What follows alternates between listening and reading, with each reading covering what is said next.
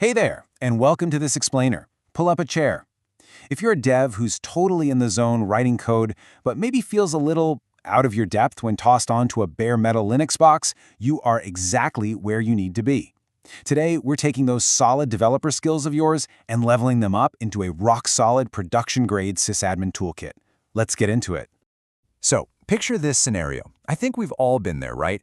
You SSH into a server, you type ls, and boom, you're staring at a dozen weird directories. Bin, var, opt, dev, and you suddenly feel completely lost. You're basically just guessing where your app config is hiding. Well, that guessing game ends today. For this explainer, I want you to treat me as your senior DevOps mentor. I'm going to walk you through the exact life cycle of deploying and securing an automation task on a real production server. We're not just memorizing commands here. We are learning the actual architecture of a Linux system. Here's the game plan. First, we'll map out the file system. Then, we lock down our permissions, write some bulletproof scripts, set up crystal clear logging, run through a portability checklist, and finally, we'll put the whole shebang on autopilot with cron. All right, Section 1, Mapping the Production Server. If you're coming from the Windows world, you gotta leave those drive letters at the door. On Linux, there is no C drive. It's just one unified tree called the File System Hierarchy Standard, or FHS. Everything stems from root, which is literally just a /. And honestly, if you get the FHS, Docker containers are going to feel instantly familiar to you. Like your app configs, always in /etc. Your logs, down in /var/log. And shared libraries, which are basically just Linux DLLs, live in /lib. Once you grasp this map, you're good to go anywhere from Ubuntu to Alpine to Red Hat. Moving on to Section 2, Securing Sensitive Configuration Files. So now that we know where stuff lives, we need to lock it down. Bad permissions are literally the #1 way beginners leak system secrets. In Linux, permissions are split into owner, group, and others.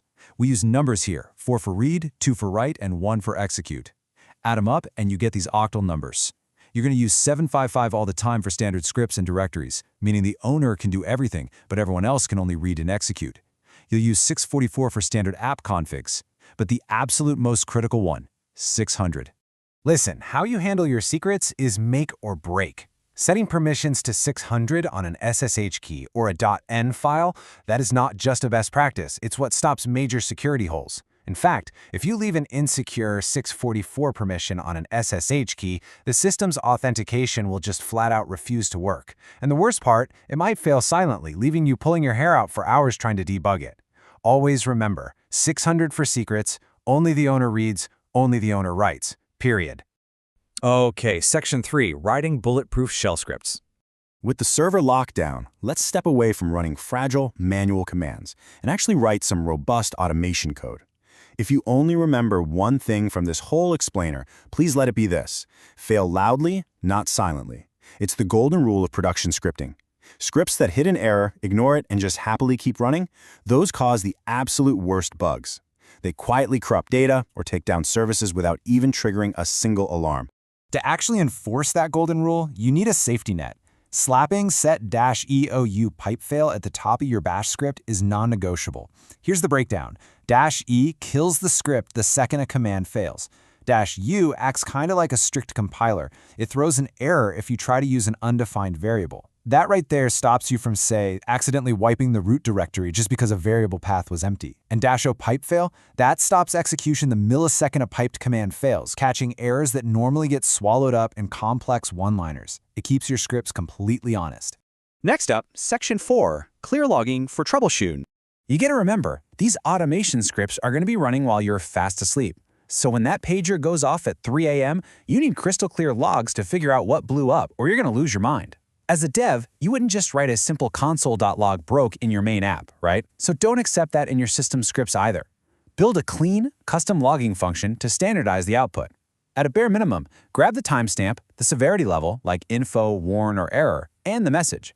This makes searching and parsing your logs an absolute breeze later on. Let's roll into Section 5, the Script Portability Checklist. We need to make sure your awesome new script doesn't just work on your personal laptop, but runs flawlessly on an Alpine container, an Ubuntu VM, or a Red Hat box.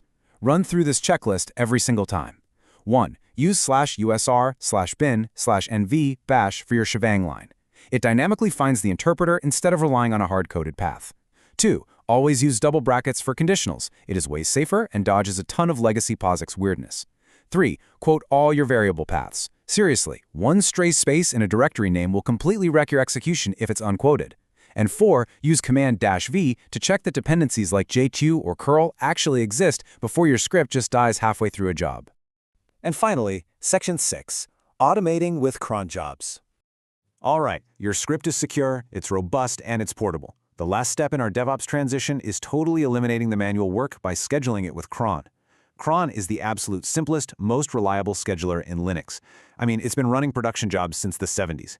It uses this 5-field syntax from left to right: minute, hour, day of the month, and day of the week. An asterisk just means every. So a 0, then a 7, followed by 3 asterisks. That translates to run at minute 0, hour 7, every day, every month, every weekday. Boom. Daily at 7 a.m. Now, to survive cron without tearing your hair out, you have to follow a few rules. Cron runs in a super minimal environment, meaning it doesn't load your full user profile, so you always have to use full absolute paths to find anything. Go ahead and explicitly declare your path variable right at the top of your cron tab. And this is critical. You must redirect your output using the double greater than sign to your log file, followed by a 2, an ampersand, and a 1. If you forget that little piece, your script's standard errors are just going to vanish silently into the void, which totally violates our fail loudly rule. And obviously, always test your command manually in the terminal before handing it over to cron. And there you have it. You've just built a rock-solid production-grade sysadmin foundation. You know how to navigate the system, lock down your files, write bulletproof bash, and schedule it safely.